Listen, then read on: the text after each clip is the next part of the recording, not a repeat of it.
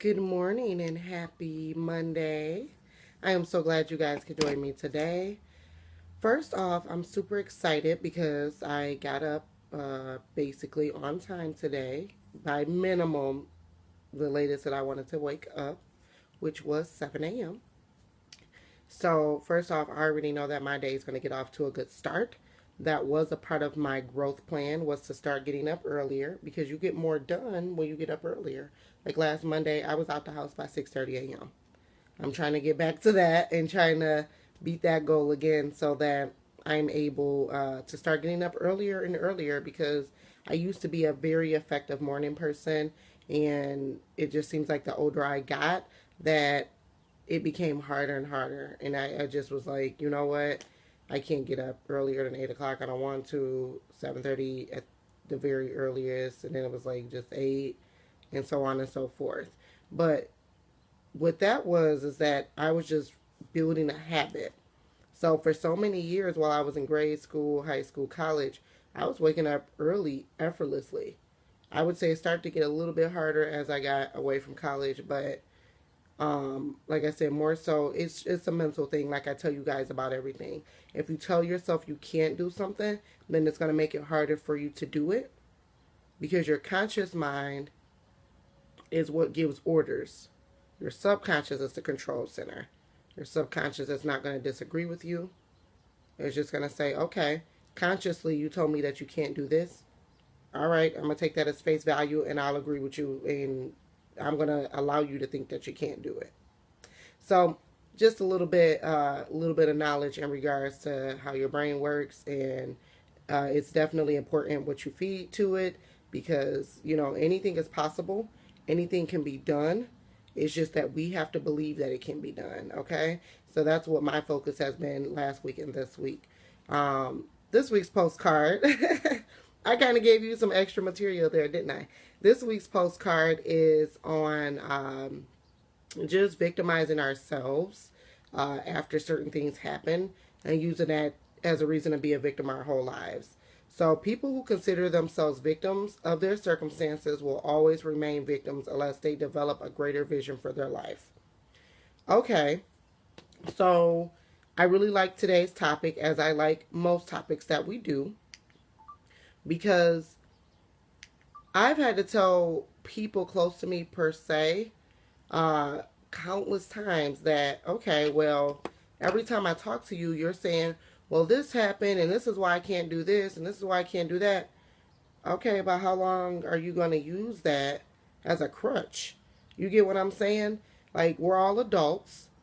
Things that happened when we were kids, we have to let that go. We have to let that not be, a determining factor in regards to how our life is going to go, especially if you're no longer in the environment that would affect you as the event has. Okay?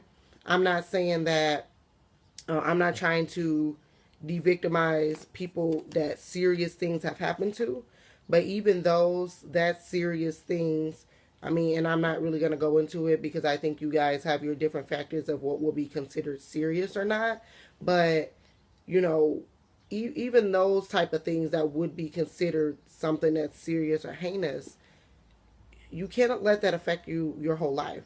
I know people that some terrible things have happened to, and they're able to live a life freely, happily, because they've chosen happiness and they've decided to not let that determine how the rest of their life is going to go. So even for those serious things, it really still is a mindset thing.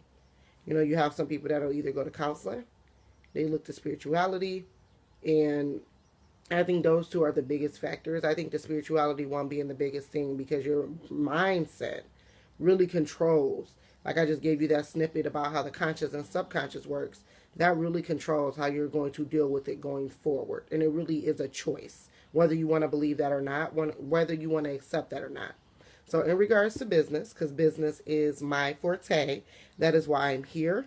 But I'm also here to help you develop personally so that you can be successful in business, whether you want to go off and start your own or you just want to be successful in the job or role that you're in today. Okay, so again, people who consider themselves victims of their circumstances will always remain victims unless they develop a greater vision for their lives. Okay, I talk about in my book, Life After 25, how I was raised by a single mother. My biological father has struggled with a drug addiction his whole life. Well, I'll say I was raised by a single mother the first half of my life, okay? So I've seen both sides. My mom did end up remarrying, and I also talk about that in the book. But I see it from both sides. I know how it is on both sides. But I did not let the beginning of my life become a deterrent for the remainder of my life. You get what I'm saying? As I started to become exposed to different things, I started to kind of take that knowledge and that outside look that I was getting that I didn't really see in my natural surroundings, and I started applying that, and that also helped me understand that anything is possible, right? So that's a great example of not allowing your circumstances to victimize you. However, I do have people that are close to me. I do have loved ones that they are still hanging on to things that have happened to them or circumstances that have happened to them and using that as a crutch and saying this is why they can't do certain things. Even if they were in a better place at one point, they're using a significant event or events to say, well, this is why I can't do this. However, there's millions and billions of people here on earth that have similar situations to you, if not the same, and yet they're able to live a happier life. They're able to do more things. Very seldom does it have anything to do with help. I don't get a lot of help with a lot of stuff that I do, believe it or not. Like, it takes me to know me. If you are someone that knows me personally, then you know that about me. I don't get a lot of help from people. It's always been that way. Like I said, I was raised by a single mother. A lot of things that I've experienced and done, I was not able to experience them until I became an adult. Until I was able to become self-sufficient, function on my own. And then I decided that this is how I'm going to live my life, and I'm going to change that. The things that I've always wanted to experience as a child and growing up that I was not able to because of that hindrance, because of only having one parent that was supporting me, I'm able to do whatever I want to as an adult now. You know what I mean? So I think that as adults, we all have that control over our life. It starts here. It goes here next.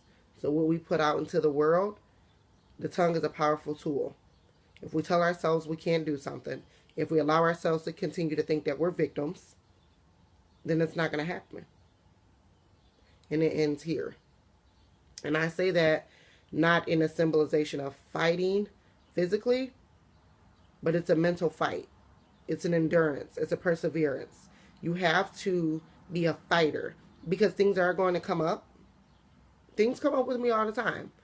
I don't like to put negative out in the universe, but I was talking to some loved ones and I was like, you know what?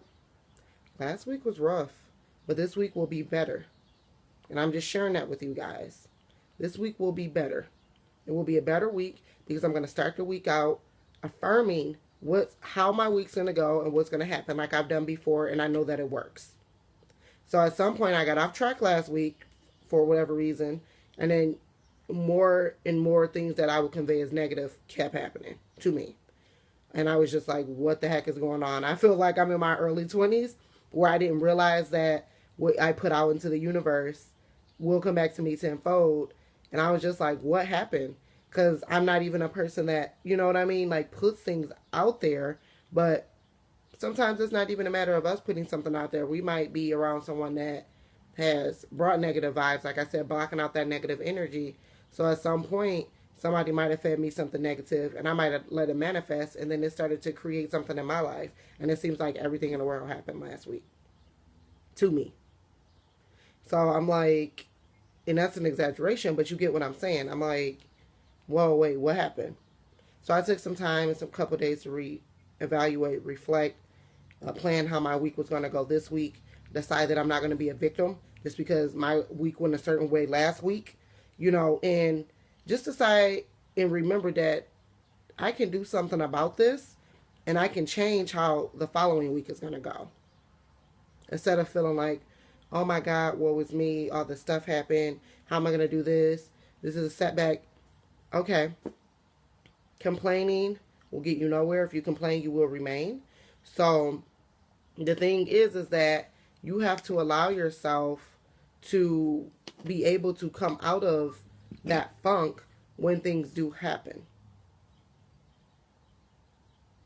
Now, it was taking me a little bit. I had to go and read my books. I had to, feed positivity back into my life via that way.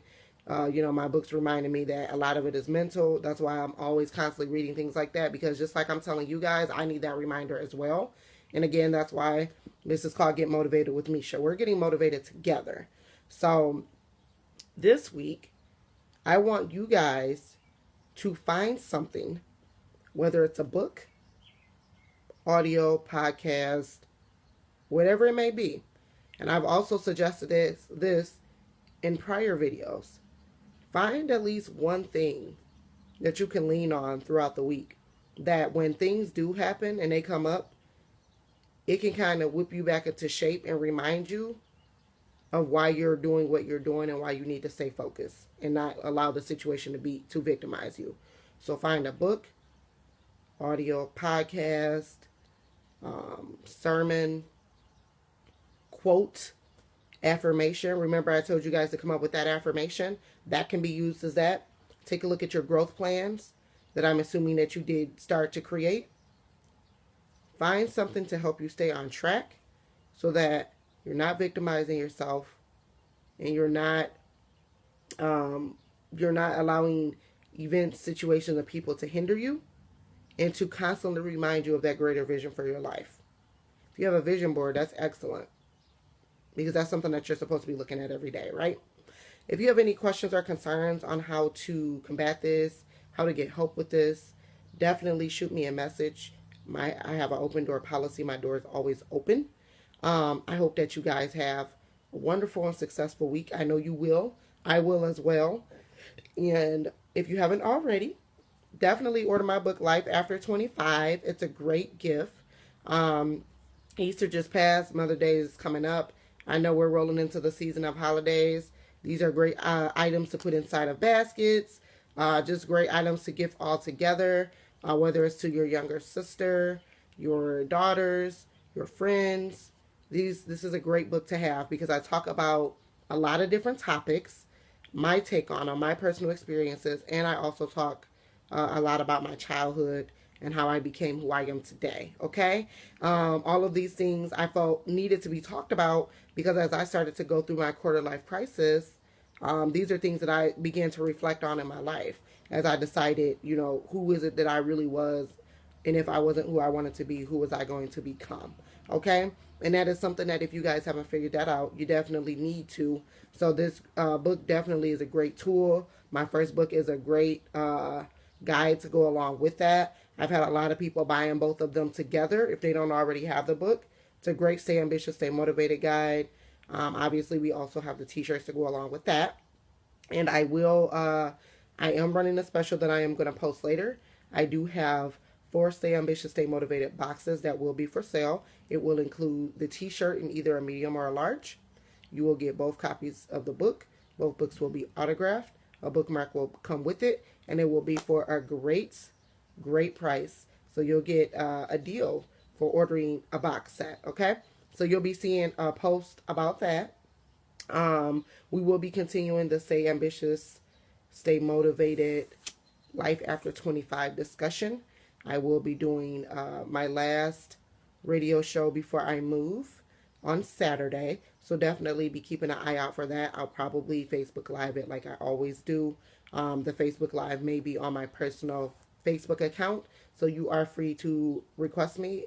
My Facebook is Misha Mahan, MISHA MAYHAND. I'm always eager to have new friends. And other than that, definitely sign up or subscribe for my new blogging series, The Cost of Ambition. Part 2 posts tomorrow. So catch up on part 1. We're going to be discussing part 2 tomorrow. Basically, this series is a series of blog posts that I'm doing in regards to what I feel like is the cost of ambition. And I will be providing tips in detail on how you can combat certain things like time management, stress, anxiety, etc. Okay? So I'm super excited about that. I have a lot of things coming your way, and you guys just keep an eye out. And like I said, never hesitate to reach out to me. Feel free to. I'm always just a message away. Stay ambitious, stay motivated. Have a great week.